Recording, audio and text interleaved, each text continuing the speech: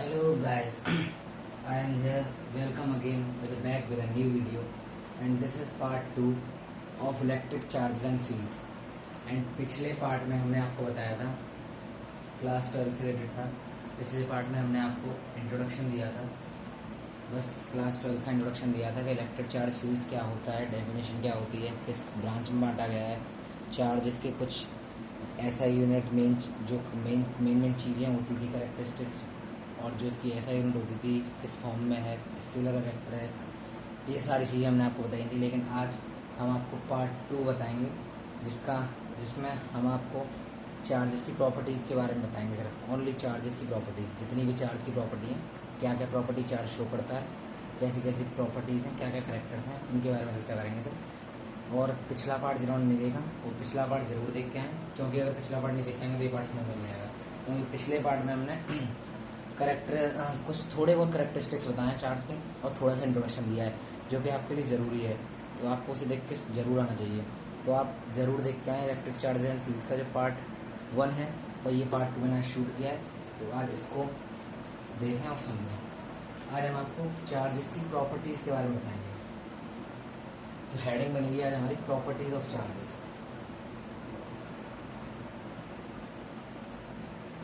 Properties of charges.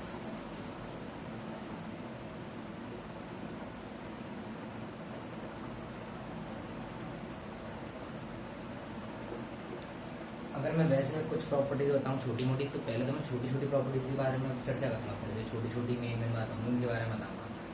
जो छोटी छोटी प्रॉपर्टीज होंगी जो कि एनसीईआरटी में गिवन है या फिर गिवन नहीं है, कुछ प्रॉपर्टी उनके बारे में बताऊंगा. लेकिन और जो एनसीईआरटी में मेन प्रॉपर्टीज गिवन है उनके बारे में बाद में बताएंगे डिटेल में. लेकिन पहले छोटी छोटी प्रॉपर्टीज चार्ज शो करता है जो कि आपको बस माइंड में रखनी है, और कुछ नहीं माइंड में रखनी है. और प्रॉपर डेफिनेशन का, और जो सारी प्रॉपर्टीज बचेंगी प्रॉपर डेफिनेशन के साथ, जितनी भी प्रॉपर्टीज है वो तो फिर हम बताएंगे ही बताएंगे. तो अगर मैं बताऊँ चार्ज की प्रॉपर्टीज स्टार्टिंग करूँ, तो एक छोटी सी बात होती है कि चार्ज हमेशा मास के साथ आता है. मैं कैसे कहूँ इस बात का मतलब, जो चार्ज होता है चार्ज अगर वो कहीं भी प्रेजेंट होगा, कहीं भी स्पेस में कहीं भी, तो मास के हमेशा साथ आएगा. Charge always come with mass. मैं ऐसा कैसे कह सकता हूँ, मैं पहले इस प्रॉपर्टी को लिख देता हूँ. आप ध्यान रखिए, एनसीईआरटी में नहीं लिखी होगी शायद, मुझे पता नहीं, पर मैं कुछ चीज़ें एक्स्ट्रा बताऊँगा ना, तो इसलिए आपको, तो बस इसीलिए आपको ध्यान रखना है बस. तो मैं लिख देता हूँ पहली, charge comes with mass. Charge comes with mass, always कह सकते हैं, इस कंडीशन ऑलवेज अप्लाई. ये कंडीशन ऑलवेज अप्लाई, हमेशा चार्ज मास के साथ आता है. मैं इस चीज़ को कैसे कह सकता हूँ, एक रिलेशन के द्वारा कह सकता हूँ कि जो चार्ज होगा वो हमेशा मास के द्वारा आएगा. चार्ज होगा जो हमेशा मास के द्वारा आएगा. Charge always comes with mass, ठीक है. और एक रिलेशन भी पढ़ा होगा आपने, जो कि बुक में आंसर में देखा है. एक रिलेशन होता है m is equals to m not upon 1 minus v square upon c square. m is equals to m not upon 1 minus v square upon c square. ये रूट बनता है.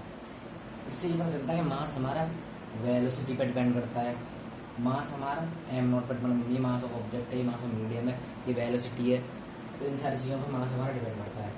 ये तो बस आपको बताने के लिए था, इसका कोई यूज़ नहीं है वैसे, ये तो बताने के लिए था. लेकिन बस आपको ये याद रखना है कि चार्ज हमेशा मास के साथ आएगा. Charge always comes with mass. अब मैं मेन प्रॉपर्टीज़ के बारे में बात करूँ तो वो होती हैं, सबसे पहली प्रॉपर्टी जो होती है, इसको तो याद रखिए कि चार्ज हमेशा मास, चार्ज जहाँ होगा वहाँ मास होगा.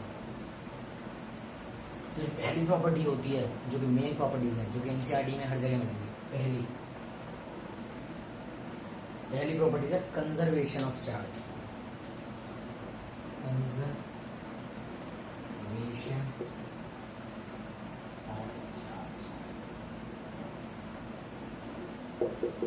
कंजर्वेशन ऑफ चार्ज मतलब कंजर्व मतलब से पता चल रहा होगा कि कंजर्व मतलब कोई चीज़ कंजर्व है, मतलब कोई चीज़ कंजर्व है. कंजर्व मतलब कि चेंज नहीं होती, कांस्टेंट रहती है, सेम रहती है. कंजर्व है, एक फॉर्म से दूसरे फॉर्म में ट्रांसफ़र हो सकती है, लेकिन रिमेन कांस्टेंट रहेगी.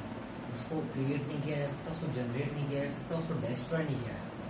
तो मैं इसकी अगर डेफिनेशन बोलूँ, कंजर्वेशन ऑफ चार्ज पहली प्रॉपर्टी है. तो मैं ये लिखूंगा मास जो sorry charge can neither be created, conservation of charge में लिखूंगा मैं charge can neither be created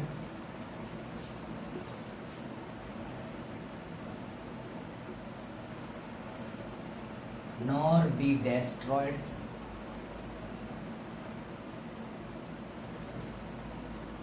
सही आ रहा है ना कैमरा में? सही आ रहा है। Charge can neither be created nor be destroyed, charge को ना क्रिएट किया जा सकता ना डेस्ट्रॉयड किया जा सकता, बट ट्रांसफर किया जा सकता है वन फॉर्म से अनदर फॉर्म में, but can only transfer from one form to another.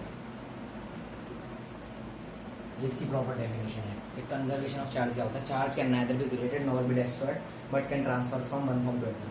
इसको क्रिएट नहीं किया जा सकता, इसको डेस्ट्रॉय नहीं किया जा सकता, लेकिन एक फॉर्म से दूसरी फॉर्म में ट्रांसफर किया जा सकता है।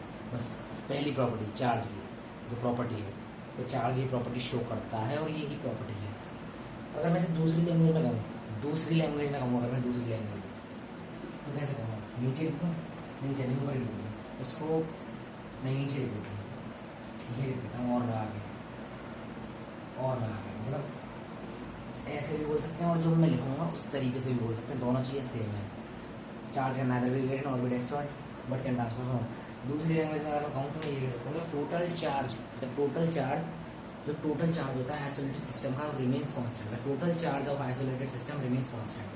The total charge of isolated system remains constant. क्या? The total charge of isolated system, the total charge of isolated system remains constant। जो टोटल चार्ज होगा आइसोलेटेड सिस्टम का कांस्टेंट रहेगा हमेशा। ये कंजर्वेशन ऑफ चार्ज की डेफिनेशन है, जो कि चार्ज शो करता है इस प्रॉपर्टी को, और ये इन दोनों का मतलब है। इनको ध्यान रखिएगा, लिख लीजिएगा और समझ में आपको आई गई होंगी। ठीक है, तो ये दो प्रॉपर्टीज, ये दो एक प्रॉपर्टीज थी, इसकी डेफिनेशन ये थी। अगर मैं इसको लिखना चाहूँ, इसको एक फिजिकली न्यूमेरिकल फॉर्म में लिखना चाहूँ, the total charge of isolated system, the total charge of isolated system remains constant रहेगा, चेंज नहीं होगा। तो मैं ऐसे लिख सकता हूँ Q1 plus Q2 plus Q3 equals to, अगर तीन चार्जेस है, मैंने तीन चार्ज के लिए लिखा है, कितने भी चार्जेस के लिए ले सकते हो, n 5 7 n टाइम्स तक, Q-1 plus Q-2 plus Q-3। The total charge of isolated system remains constant, means it is not changing। दोनों का मतलब एक ही है और इस तरह हम इसे लिख सकते हैं। तो इन्हें लिख लीजिए, नोट्स में अपने में नोट डाउन कर लीजिए, साथ साथ लिखते जाइए और नोट्स में अपने में कॉपी कर लीजिए, क्योंकि ये पहली प्रॉपर्टी है। दूसरी प्रॉपर्टी आएगी, दूसरी प्रॉपर्टी का नाम है क्वांटाइजेशन। क्या है? क्वांटाइजेशन। जो चार्ज दूसरी प्रॉपर्टी है जो शो करता है, क्वांटाइजेशन। तो पहले आप इसे लिख लीजिए, वीडियो पॉज करके लिख लीजिएगा, मैं फिर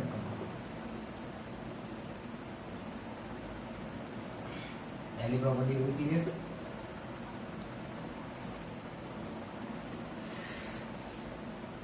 दूसरी प्रॉपर्टी चार्ज की थी quantization, QUANTIZATION,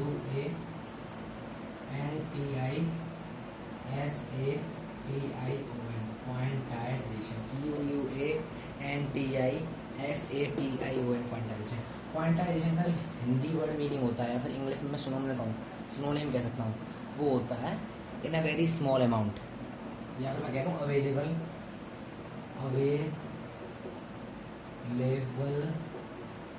in fixed amount. जो चीज़ फिक्स्ड अमाउंट में अवेलेबल है, या फिर मैं कहूँ जो कम अमाउंट में अवेलेबल है, कम है हम पे, कम है जो चीज़, उसे हम कह सकते हैं क्वांटाइजेशन। तो चार्ज इज क्वांटाइज, मतलब चार्ज क्वांटाइज होता है, इस प्रॉपर्टी को चार्ज शो करता है। जितना ज़्यादा स्मॉलेस्ट चार्ज होगा उतना ही ज़्यादा छोटा इलेक्ट्रॉन होगा। इसे मैं कैसे लिख सकता हूँ? इस बात को मैं एक रिलेशन लिखता हूँ, Q is equal to plus minus NE, Q is equal to extra से हाथ से रख करने में यही प्रॉब्लम आती है रेस्टर से। Q is equals to plus minus N E, ये क्वांटाइजेशन ऑफ चार्ज की न्यूमेरिकल फॉर्म। यहाँ एन ई से मतलब क्या है, ई यहाँ इलेक्ट्रॉन है, ई यहाँ चार्ज ऑफ इलेक्ट्रॉन है, स्मॉल ई जो है यहाँ चार्ज ऑफ इलेक्ट्रॉन है, चार्ज ऑफ इलेक्ट्रॉन है, चार्ज ऑफ इलेक्ट्रॉन। एन यहाँ नंबर ऑफ इलेक्ट्रॉन है, एन यहाँ नंबर ऑफ इलेक्ट्रॉन्स है, एन यहाँ नंबर ऑफ इलेक्ट्रॉन्स है, और क्यू तो चार्ज है, क्यू तो चार्ज है ही है, क्यू तो चार्ज है, नेट चार्ज जो है।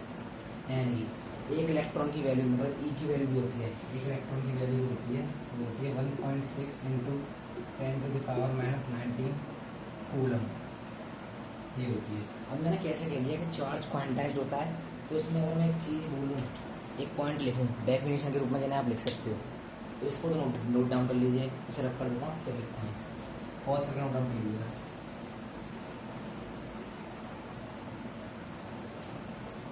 इसी की डेफिनेशन क्वांटाइजेशन की कर दिया,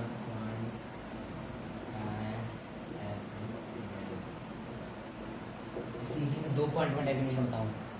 पहले पॉइंट में मैं डेफिनेशन लिखूंगा, वो ये लिखूंगा कि the small charge that can exist independently, the small charge that can exist independently is the charge on one electron. क्या बोला, the small charge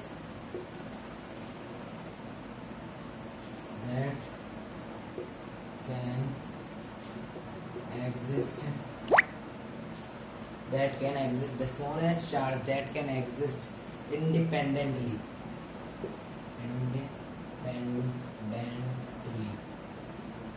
the smallest charge that can exist independently is the charge on one electron, is the charge on one electron। मैं ये कह सकता हूँ, इस the charge on. Second point में मैं डेफिनेशन 2 पॉइंट पर डिफाइन करूँगी। तो ये पॉइंट हो गया कि जो स्मॉलेस्ट चार्ज होगा, जो एग्जिस्ट करेगा इंडिपेंडेंटली, वो चार्ज ऑन 1 इलेक्ट्रॉन होगा, और 1 इलेक्ट्रॉन का चार्ज मैं लिखा चुका हूँ 1.6 इंटू 10⁻⁻19 कूलम होगा। दूसरा अगर मैं कहूँ तो मैं ये कह सकता हूँ, charge always exist is in the form of integral multiple, या फिर मैं ऐसे कहूँ चार्ज, इसकी वैल्यू में लिखा चुका था, 1 इलेक्ट्रॉन में 1.6 इंटू 10⁻⁻19 कूलम होते हैं, ये मैं लिखा चुका था, बता चुका था, इसको दोबारा लिख लीजिएगा। अब चार्ज ऑलवेज, दूसरा पॉइंट जो लिखूंगा इसमें, दोनों पॉइंट इसी के हैं, बहुत जरूरी है, पेपर में तो लिखते हैं। The charge always exist in the integral, या फिर इन द कह दूँ, या फिर एज द, नहीं, the charge is always exist in the integral multiple,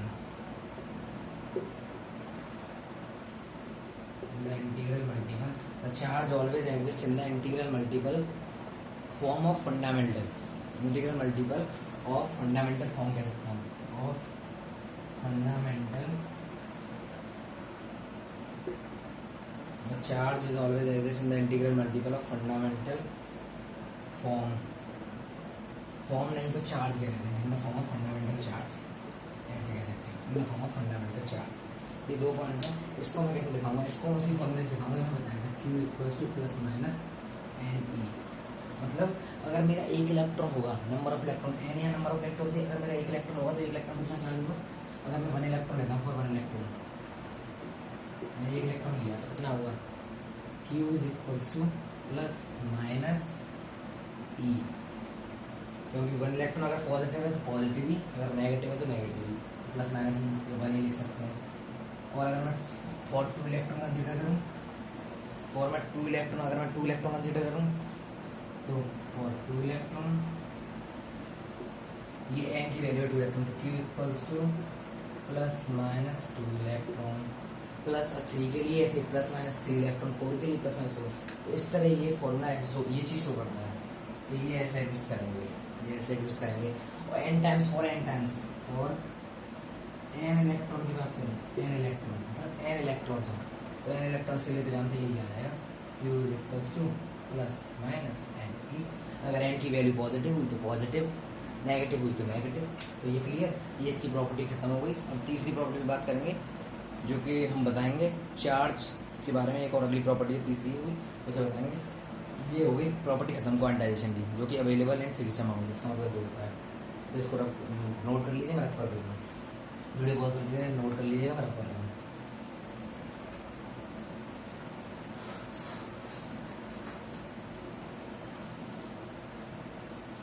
एक और प्रॉपर्टी होती है अच्छी खासी, वो प्रॉपर्टी क्या होती है? Charges are invariant in nature. क्या होता है? Charge are invariant in nature. Charge is कह लो इज इनवेरिएंट इन नेचर। इस पूरी लाइन में आपको बस एक वर्ड खटक रहा होगा, इनवेरिएंट। इनवेरिएंट का मतलब होता है नॉट चेंजिंग। इनवेरिएंट का मतलब होता है नॉट चेंजिंग, नो और नॉट अफेक्टेड। मतलब चेंज नहीं होता, अफेक्ट नहीं होता, और किसी भी चीज़ से इसकी वैल्यू वेराई नहीं करती। किसी भी चीज़ से इसकी वैल्यू वेराई नहीं करती। Do not वेराई because of anything. तो ये है इसका मतलब, नॉट चेंजिंग, नॉट अफेक्टेड। ठीक है, तो जैसे एग्जाम्पल कहूँ तो इस पर टेम्परेचर का इफेक्ट नहीं पड़ता, प्रेशर का इफेक्ट नहीं पड़ता, टेम्परेचर का इफेक्ट नहीं पड़ता, इस पर प्रेशर का इफेक्ट नहीं पड़ता, इस पर स्पीड का भी इफेक्ट नहीं पड़ता, कितनी भी स्पीड हो, इन चीज़ों का इस पर इफेक्ट नहीं पड़ता। तो ये इसकी एक प्रॉपर्टी है कि चार्ज जो होता है इनवेरिएंट होता है नेचर में। इनवेरिएंट का मतलब होता है कि ये एक नॉन अफेक्टेड है, मतलब ये इफेक्ट नहीं होगा, किसी से वेराई नहीं करेगा, किसी चीज़ से अफेक्ट नहीं होगा, नहीं चेंज होगा। तो ये डेफिनेशन की, इसे नोट कर लीजिए और क्लियर कर लीजिए और पॉज करके लिख लीजिए। तो ये बस मेन 3 प्रॉपर्टीज थी चार्ज की। एक मैंने छोटी सी बता दी फर्स्ट में कि जो चार्ज होता है वो कभी मास के साथ नहीं आ सकता। छोटी सी जो प्रॉपर्टी बता दी, चार्ज विल नेवर करना, चार्ज जो है मास के साथ आता है। मैं सॉरी गलत बोल गया, charge always come with mass, छोटी सी थी। और ये 3 प्रॉपर्टीज थी, इनके अलावा कोई और प्रॉपर्टी नहीं है। तो ये था हमारा पार्ट सेकंड। पार्ट फर्स्ट हमने अपलोड कर दिया और part third will coming soon. And ऐसे सपोर्ट करते रहिए, वीडियोस देखते रहिए, नोट्स बनाते रहिए और पढ़ते रहिए, आगे बढ़ते रहिए। और बस यही, अगली वीडियो बहुत जल्दी आएगी पार्ट 4, जिसमें कि हम आपको कुछ कंडक्शन के बारे में बताएंगे, मतलब बॉडी को चार्ज कैसे किया जाता है, चार्जिंग ऑफ बॉडी कैसे होती है, कितने बेस से होती है। यहाँ तो प्रॉपर्टी बता दी। तो अगले लेक्चर में जब हम लाएंगे, जल्दी आएगा, 1-2 दिन में आ जाएगा। तो सपोर्ट करते रहिए, लाइक करते रहिए, कमेंट करते रहिए और डाउट अपने कमेंट में डालते रहिए। तो वो अच्छे क्वेश्चन लाएंगे अगले पार्ट में। And bye.